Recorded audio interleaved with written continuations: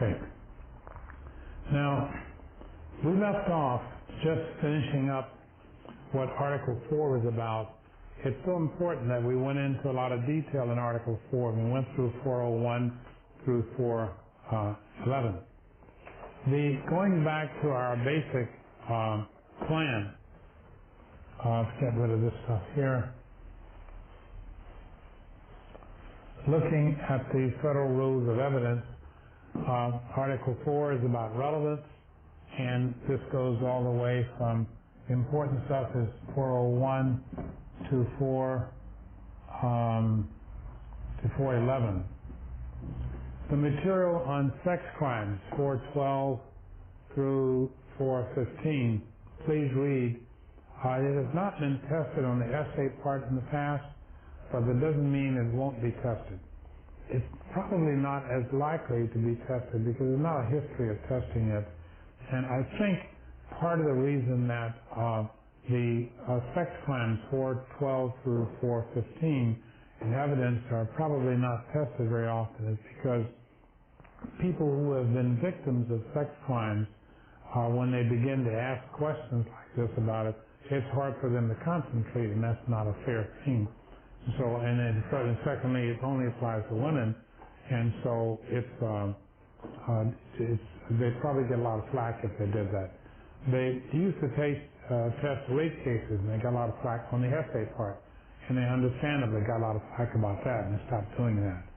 So that's why it might not be tested, but you can ask some multiple choice questions.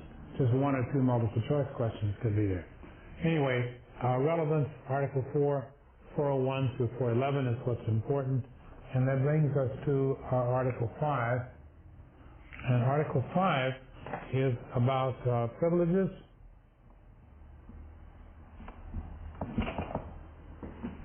Use the common law privileges for our purposes. Article 6 is about witnesses.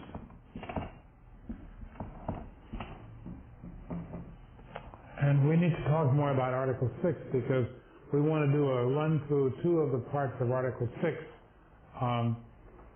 because we're going to need it in the question we're going to look at in just a few minutes.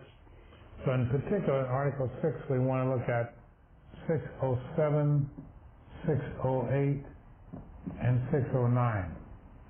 So we need to look at those three because these are by far the most commonly tested. Please, the Federal Rules of Evidence is a thin book. There's not that much to it right here. And don't take the exam without reading the Federal Rules of Evidence, okay? You know they're going to ask you 33 questions about evidence on the multiple choice part, and you need the rules for that. Article 7 is about expert witnesses. Well, it's about opinion, whether it's from an expert or not. Opinions. These opinions can be lay or expert. Opinions can be lay or expert opinion. Both of those are covered in Article 7. Article 8 is about hearsay.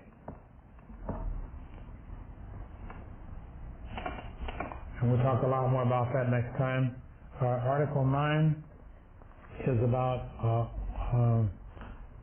9 is the best evidence rule, and 10 is about authentication.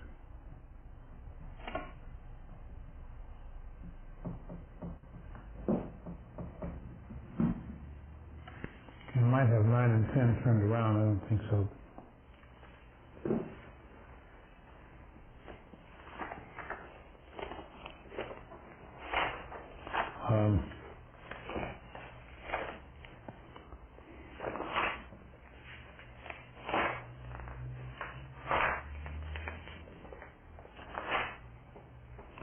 Yeah, I got them turned around. Article 9 is about authentication.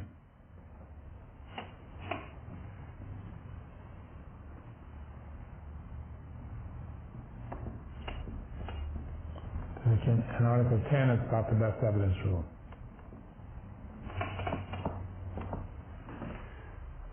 So let us go to Article 6, talk about 607, 8, 9, and then let's turn to the problem from the July 96 bar.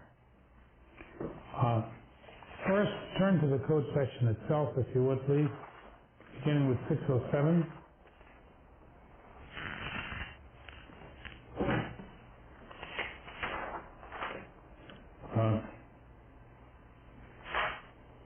Be sure, please be sure to read the evidence code.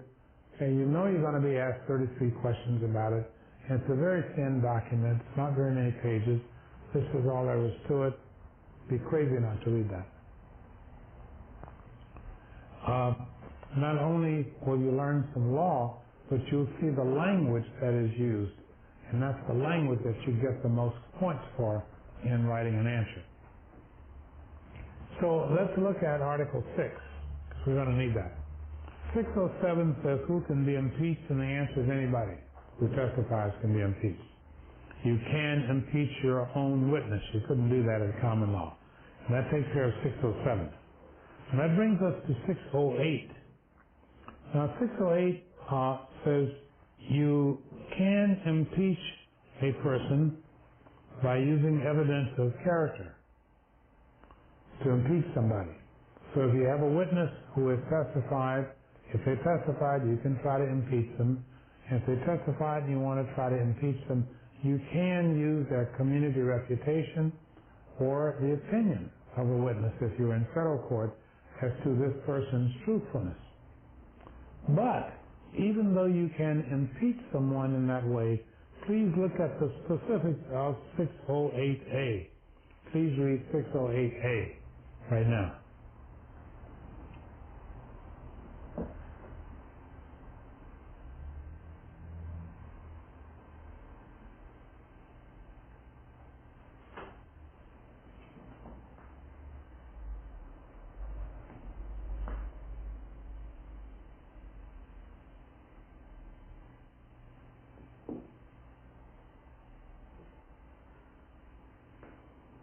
Thirty seconds.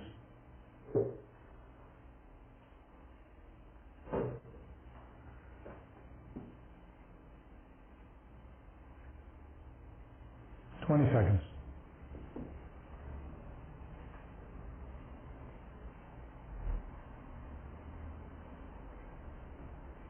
10.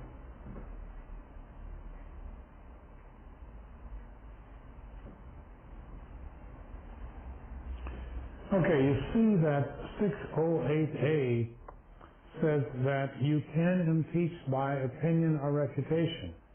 But it goes on to say that you cannot offer evidence of the witness's truthfulness unless the witness has already been attacked, as being the witness's credibility has already been attacked. So if the witness's credibility has already been attacked, then and only then can you support the person as a truthful witness.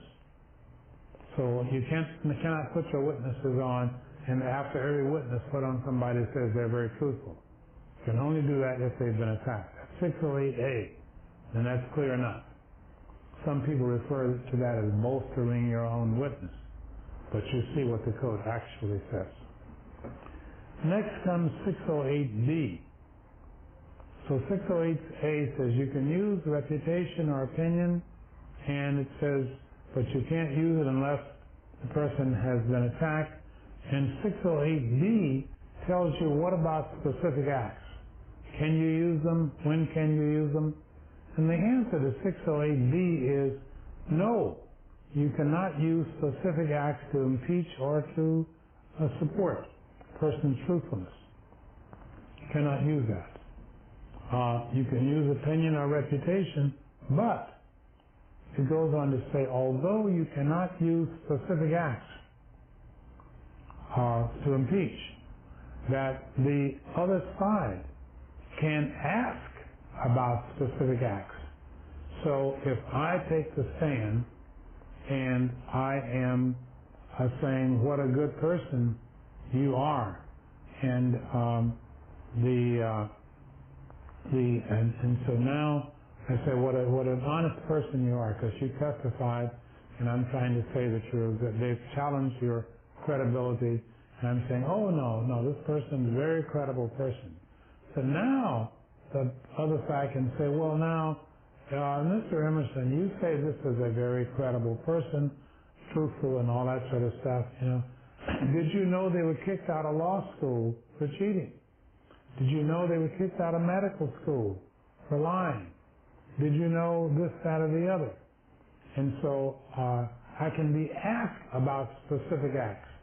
But even the ability of the other side to ask me if you were kicked out of law school, okay, that is discretionary with the judge. The judge doesn't have to allow it.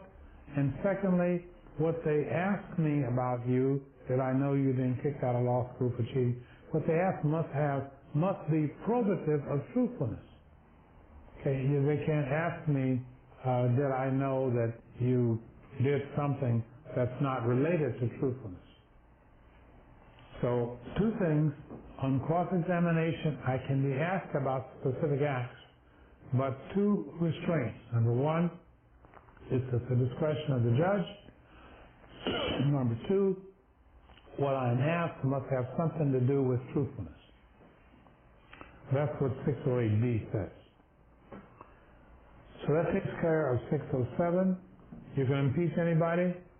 608A says you can't offer good character for truthfulness until it's been challenged. And 608B says cannot use specific acts in trying to establish the credibility of a witness. Instead, I have to use reputation or opinion, but on cross-examination, the witness can be asked about specific acts. Did I know that you were kicked out of law school for cheating? That takes care of 608, and that brings us into 609. Now, 609 is important. It's tested a lot. 609 says, if I am the defendant in this criminal trial, I am the defendant, and if I testify and you want to impeach me, what tools does the prosecution have to impeach me? Okay, I am the witness who is the accused. I'm the accused, and I testified. Let me back up for a second, because what really 609 about is everything I said about it's true, but that's not quite the way to look at it. The way to look at 609 is that the problem with 609 is you got a witness who testified, and that witness might be me, the accused, or it might be some of my friends. But I have a witness who testified, and that witness, whether it's me or my friends, has been convicted of a felony or been convicted of a misdemeanor involving truthfulness. Any felony but misdemeanors that involve truthfulness. So once again, somebody testified on my side. Either I'm the accused and I testified, and so I'm subject to impeachment. So, and I've been convicted of a felony or some kind of crime, and otherwise somebody else testified, and they're not a party to the crime, they're just my friend. They testified, but they've been in jail also. And the prosecution wants to use this prior conviction to impeach me or to impeach my friend who testified for me. What are the rules about impeaching in that way? And that's what 609 is about. And what 609 says is that if you want to impeach my friend who testified, who's been convicted of a felony, if they haven't been convicted of a felony, 609A doesn't have anything to do with it. But if they've been convicted of a felony, then the prosecution can tell the jury that this person who testified for me has been convicted of a felony. They can do that unless telling that to the jury violates 403, substantially more prejudicial than probative. Okay. So the prosecution can tell the jury my friend was convicted, did some time in prison, and that's who's testifying for me. The prosecution can tell me that, and can tell the jury that, provided It does not violate 403. Now, if I, the accused, am the person that the prosecution is trying to impeach because I testified, and you can impeach me if I testify.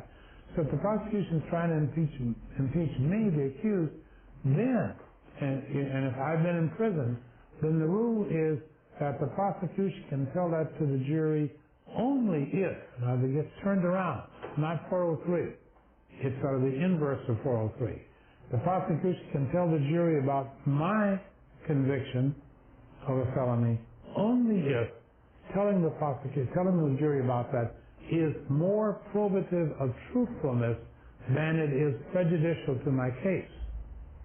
More probative of truthfulness than it is prejudicial to my case. And that's exactly the inverse of the way 403 normally works. 403 normally says, unless it's substantially more prejudicial than probative. But if the accused is the one testifying, it must be more probative of truthfulness than it is prejudicial to my case. And that's what 403A says, 609A. 609B says that if the person testifying was convicted of a misdemeanor or any other crime involving truthfulness, okay, that can be admitted. Okay. If the thing that the person was convicted of does not involve truthfulness, it needs to be a felony. But if the person was convicted of something involving truthfulness, petty theft, or perjury or something, then it doesn't need to be a felony, it can be a misdemeanor. Now, with all that in mind, we now understand how Article 1, Article 2, judicial notice, Article 3, the presumptions, Article 4, the relevance, 401 through 411. Article 5 is about privilege, use the common law privileges. Article 6 is about witnesses, in particular these, 607, 8, and 9. And we'll look at the others next time, hearsay and so forth. Now, let's go to the question from July 96 and look at, and let us do the analysis of that question.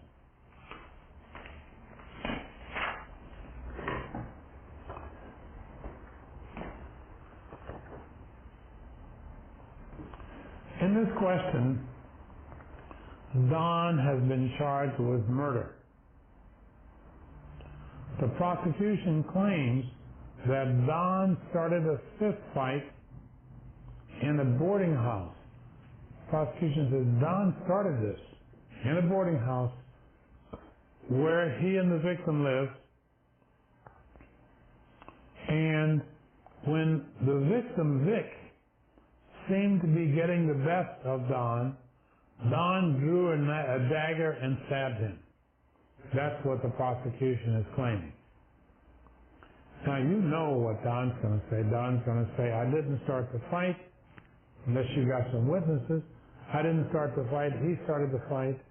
And furthermore, Don is going to say, I stabbed him in self-defense because I thought he was going to kill me. You sort of see that coming, but let's go ahead. Continuing.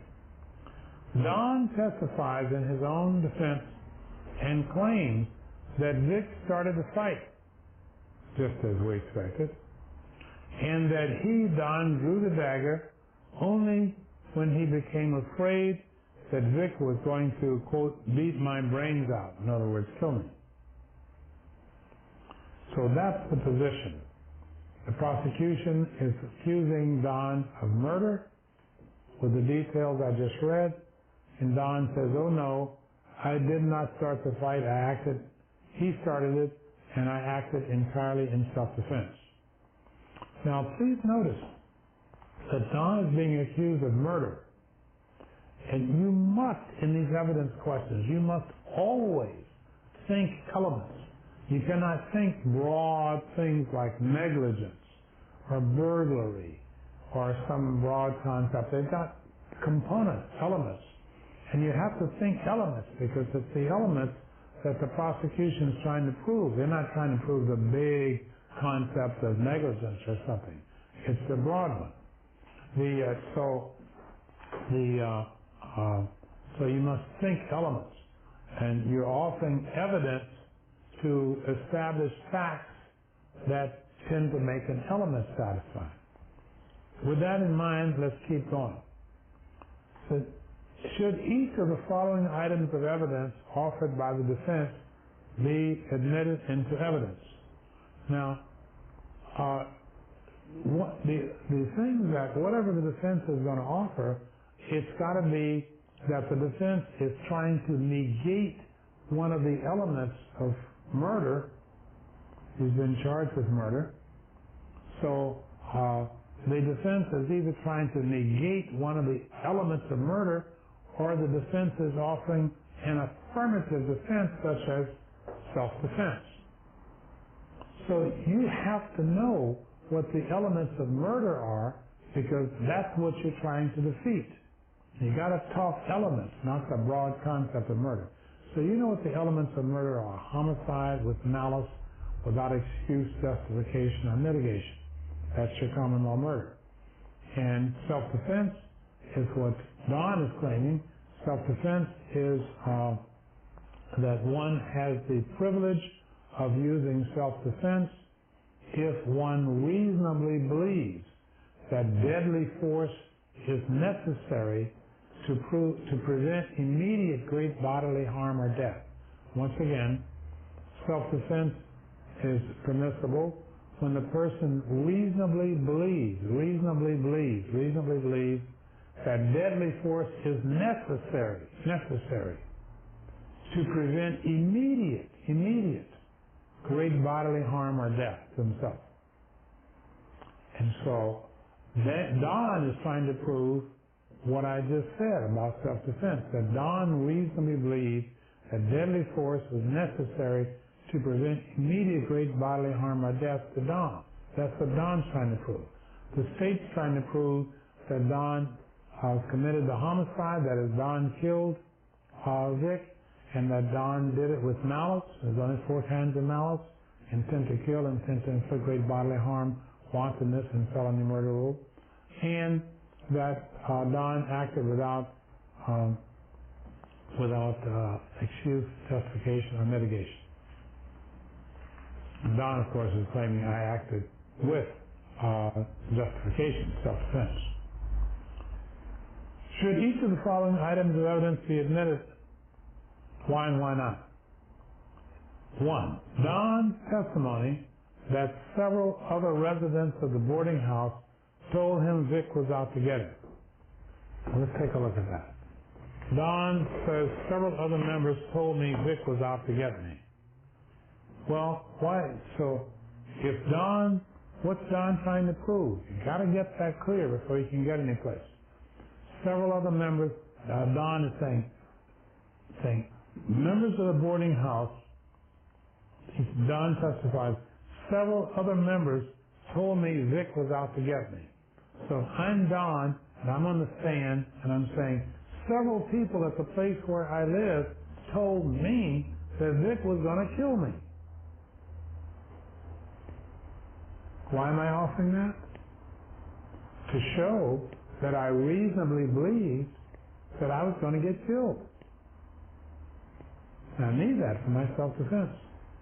I need to show that I reasonably believed that I needed to use deadly force to prevent immediate great bodily harm or death. And so this is part of it, my reasonable belief that I needed to use that he was going to kill me if I didn't do something. And I reasonably believe that because people at the boarding house told me Vic is going to get me. And I have to take this going to get me out to get him means that he might kill me. So I'm offering this testimony that members of the boarding house told me this to establish my reasonable belief in my self-defense, the need for self-defense. That's the reason for it. Now, if people told me that Vic was out to get me, then that could lead me to reasonably believe Vic was out to get me. Even if the people who told me that were not telling me the truth, it doesn't matter. If you tell me that, of course I'm going to be scared. And so when people at the boarding house said to me, Vic is out to get me, okay, and I testify, these people at the boarding house told me Vic was out to get me, I'm not offering that evidence for its truth that Vic was really out to get me. Okay, it doesn't matter whether he was really out to get me. It's my belief that constitutes my self-defense, that I need for my self-defense. And so since several people told me, that's enough for me to believe it. So the evidence in number one is admissible. Item one, to admit that evidence, it needs to be relevant, proper foundation, and no exclusion. Let's look at the question of relevance. Is my testimony that people at the boarding house told me Vic was out to get me, is that testimony relevant? Yes. It's relevant to prove the reasonableness of my belief that I needed to use self-defense. To establish reasonable belief that deadly force was too small to read was necessary.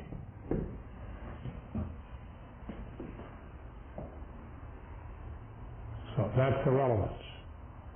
Notice that this addresses an element of self-defense, not just a broad concept. One element of self-defense is the state of mind of the person who says, I'm acting in self-defense. And this addresses that state of mind. The reasonable belief that deadly force was necessary to prevent immediate great bodily harm.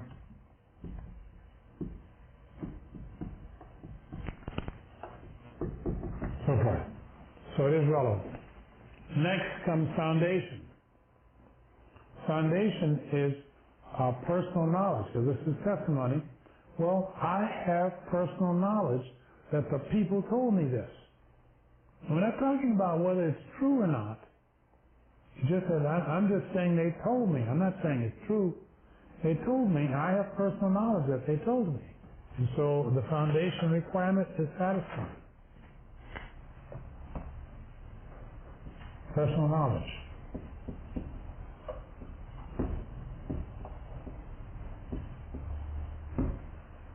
And finally, no exclusions.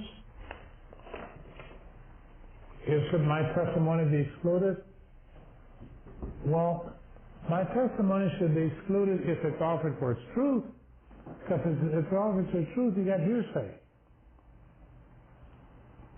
But it doesn't need to be offered for its truth. It's the fact that they told me is enough for me to believe that I need to use self-defense, whether it's true or not. And so here we have A105. This is FRE 105, where limited admissibility. If it's offered for its truth, the answer is no. And the no is because it's hearsay. And you can't find an exception. If it's offered for, not for its truth, but its effect on me, because I heard it, this is the effect on the hearer.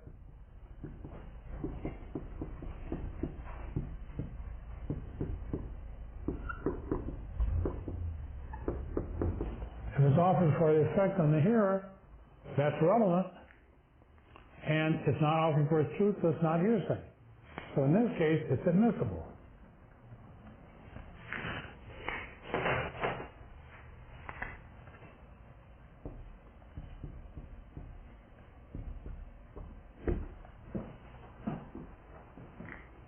That takes care of the first paragraph.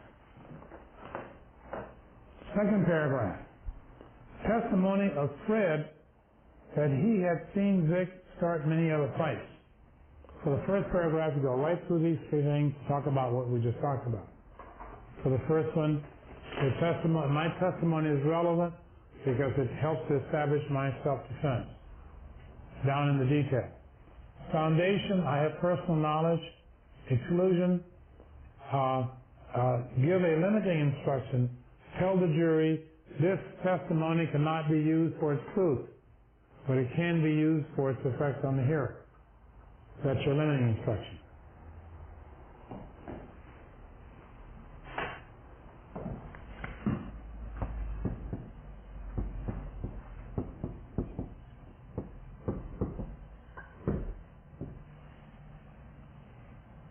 Okay. Second paragraph. Testimony of Fred that he had seen Vic start many other fights. Well, okay, my friend Fred is on the stand. I'm Don in this hypo. My friend Fred is on the stand. My friend Fred is saying, I have seen this Vic guy start lots of other fights. Well, I'm claiming that Vic started this fight, that Vic was the aggressor. And so my friend who's saying, I've seen the victim start lots of other fights, therefore he started this fight. Well, normally you cannot use prior conduct to show conduct on this occasion. But the prior conduct of the victim or the accused are the exceptions.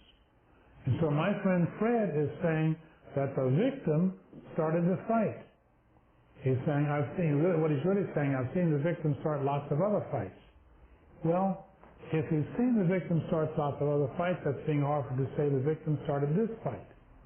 That's fine. You can do that. Trouble is that if you're going to bring in the victim's character evidence, prior conduct of the victim, 405 says whenever you're going to use the prior conduct of the victim, 405 says you must use reputation or opinion. Whenever you're going to use character evidence, you can't use specific acts except on cross-examination, reputation or opinion. Well, in item 2, when Fred says, I've seen Vic start many other fights, that's not saying I know the reputation of Vic. It's not saying I have an opinion about the violence of Vic. It's saying I've seen him do many individual acts. Okay? Those are a collection of, those are specific acts, a whole bunch of them. Okay? It's not opinion or reputation. So item 2 is not admissible. I mean, it's character evidence, and it falls under the exception character of the victim. But if you're going to offer character of the victim, you have to do it in the form of reputation or opinion, and the testimony of Fred is not reputation or opinion, it's a collection of specific acts. This brings us to item 3. So the answer to item 2, not admissible, because although it is character evidence and does qualify under one of the exceptions, it is not in the right form. 405 says it must be in the form of reputation or opinion. Item 3, the testimony of Mindy. Mindy's my friend also, who is the boarding house manager. That's how she happens to know people's reputations or have an opinion about their peacefulness, because she's the boarding house manager, assuming she's been there for a while. Testimony of Mindy, the boarding house manager, that in her opinion, now here we are, in the federal rules, you can use reputation or opinion as character evidence. But in the common law, you could only use reputation. So you point that out to the bar examiners here, that Mindy says in her opinion, not admissible to common law, admissible under the federal rules, in her opinion, Don is ordinarily a non-violent person. Okay, that's fine under the federal rules. And that she remembers several specific occasions, she's throwing it, specific acts, not admissible. Remember several specific occasions when Don walked away from potentially violent situations, strike it, not admissible. Okay. So the part of Mindy's testimony where she has an opinion that Don is nonviolent, that's admissible. Okay. It is the opinion of the accused, and it is the character of the accused, and so it comes in under one of the exceptions at 404. 404, you got the character of the accused right here. characters accused. So it comes in under one of the exceptions, but it has to be in the form of reputation or opinion. And so she's okay in the federal courts, she's not okay in the common law courts, and strike the part of her testimony where she refers to specific acts of Don. That's how you would deal with parts 1, 2, and 3 of this problem. Now let's go to parts 4, 5, and 6. Question is, should each of the following items of evidence offered on rebuttal by the prosecution be admitted into evidence? Okay, so the prosecution is going to try to rebut. Now we know that Fred testified as to Vic's bad character, and it was in the wrong form, didn't come in. But you could rephrase the question, because if Fred knows that Vic started many other fights, Fred also can testify as to the reputation of Vic. So ultimately, we'd get Vic's reputation in there. So we have already have testimony that Vic has a bad reputation, and we have Mindy that says, her opinion of me is that I'm peaceful. So at this point, we have Vic is bad, Don is good. Now this comes to item 4, the prosecution is going to rebut. And remember, if I put on a witness that says I'm good, prosecution can try to rebut that. If I put on a witness that says the victim is bad, the prosecution can try to show the victim is good. That's the rebuttal. Item 4 says, evidence in the form of a certified judgment that Don was convicted of assault with a deadly weapon 8 years ago. And the prosecution did not ask Don about this conviction when he was on the stand. Well, the prosecution does not have to ask Don about the conviction. Okay. But a certified copy of the judgment is admissible. But let's look at the content of this. Don was convicted of assault with a deadly weapon. Now, let's go back to my hypothetical. Let me be Don. Okay, I'm Don. I was convicted of assault with a deadly weapon 8 years ago. And now I am on trial for murder.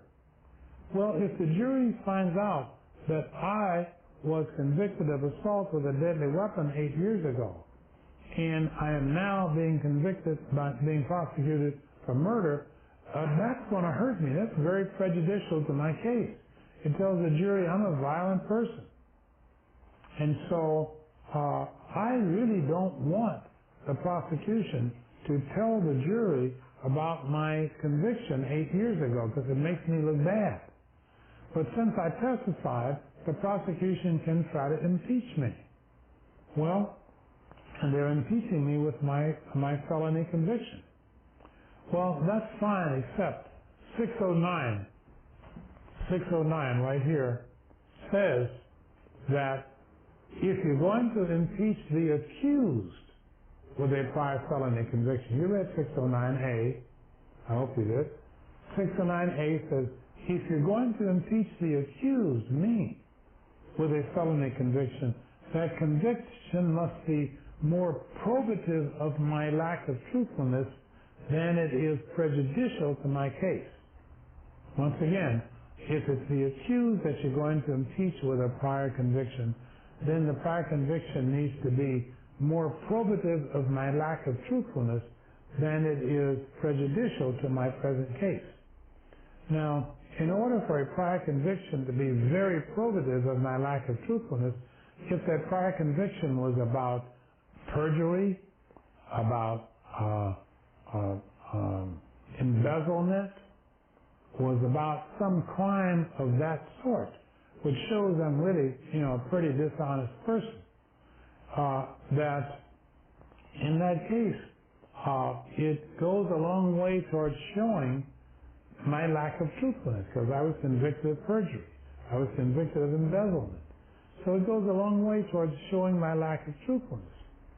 And telling the jury that I was convicted of embezzlement doesn't prejudice them against me as a violent person. On the other hand, if you tell the jury I was convicted of assault with a deadly weapon 8 years ago, that is not very probative of how truthful I am. It's not perjury.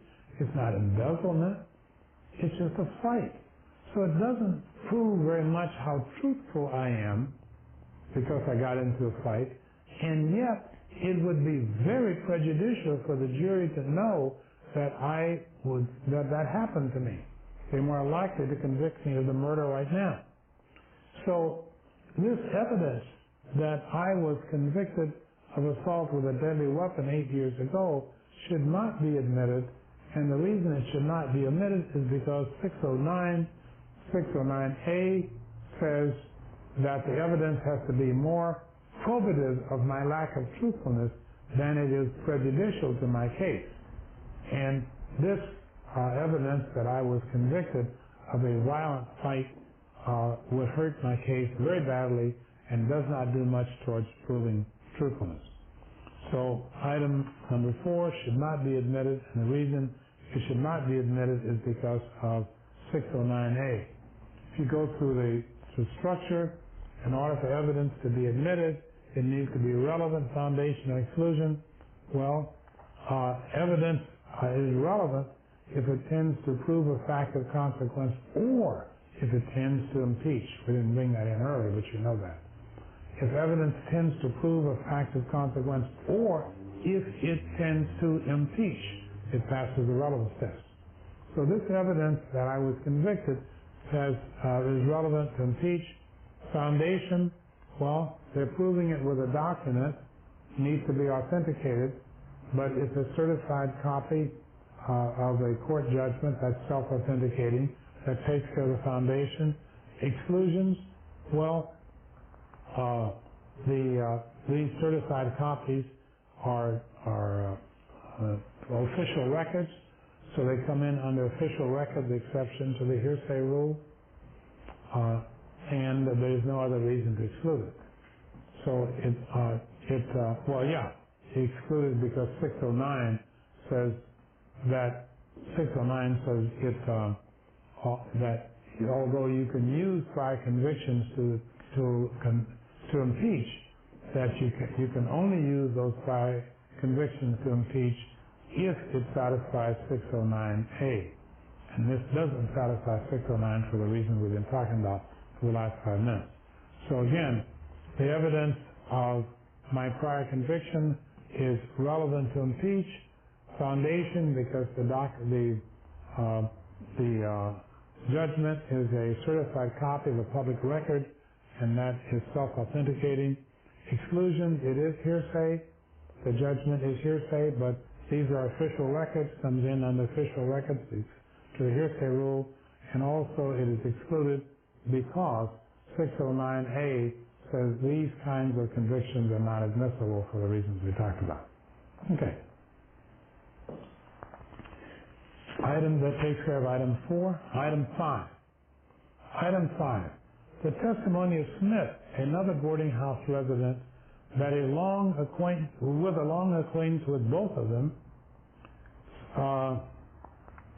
said he heard Don lie to the census taker about his age and other family matters.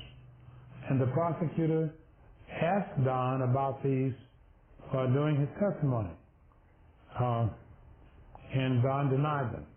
So I'm Don. I was on the stand. While I was on the stand, the prosecutor said, now Emerson Don, or Don Emerson, did you lie to the census taker? And I said, no, I didn't. That's the end of it. The prosecution cannot bring on extrinsic evidence to try to impeach me on this collateral matter. I mean, whether or not I lied to the census taker is obviously collateral. It's not critical at this trial. It's not essential to the trial.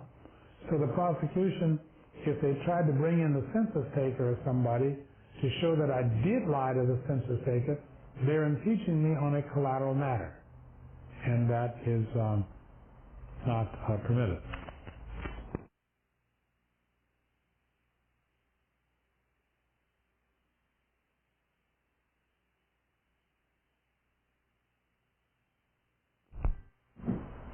Now,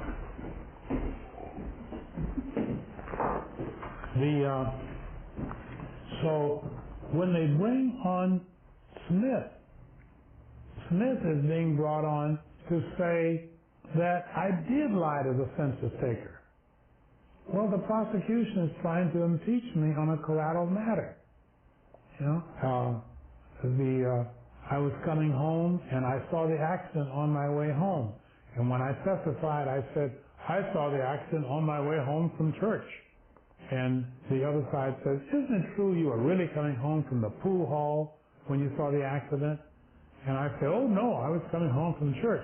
Well, you can't bring in the pool hall people to prove that I was really coming from the pool hall, because that's impeaching me on a collateral matter. You can't bring in extrinsic evidence, outside extra evidence, to impeach me on a matter that isn't directly related to this trial.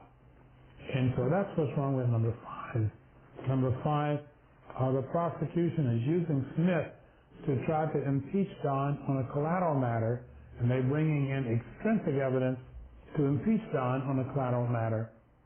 And the only evidence you can really bring in is what Don says. Don says, no, I didn't lie to the census taker. You cannot do anything about that. This brings us to item 6, the last of them here. In item 6, we're back to Smith, same Smith that testified a minute ago. Testimony of Smith that in his opinion, again, point out that distinction between common law and the federal rules. In his opinion, Vic was a very peaceful and non-aggressive person. And now, so Smith is saying Vic is peaceful. Up above, Fred said Vic was violent. So the prosecution is rebutting my evidence that Smith was violent, that Vic was violent, by putting on Smith's testimony that says Vic was peaceful. So that's the prosecution rebutting, and that's okay. And the prosecution is using the opinion of Smith. That's okay if you're in the federal courts, not okay in the common law courts. And then we continue with number 6. It says, and Don has a short fuse. Well, Mindy just said I had a long fuse. And so the prosecution is now rebutting that by putting on Smith that says I have a short fuse. And that's Smith's opinion. Same thing, okay in the federal courts, not okay in common law. So that's how you would analyze this question. You can see how, if you know these rules in the Federal Rules of Evidence, that it's so much easier to do the analysis. So please learn them. You may use this structure, relevance, foundation, no exclusions. Some people have a different structure that you may have learned in some other bar review course. You may use any structure as long as it works well. There's no formal correct structure. The main thing is to use the rules of evidence. But this is the one I use. You may use this one. If you learned another one someplace else, that's okay too, as long as it works. Next week, when we do evidence again, we will pick up where we left off. This last time we just did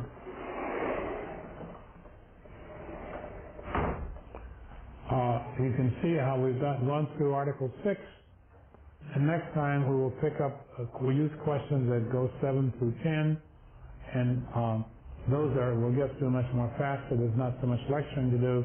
So next week, I'm going to try to do all the questions which are assigned for next week, and I'm going to try to cover the other 2 questions which were assigned for this week.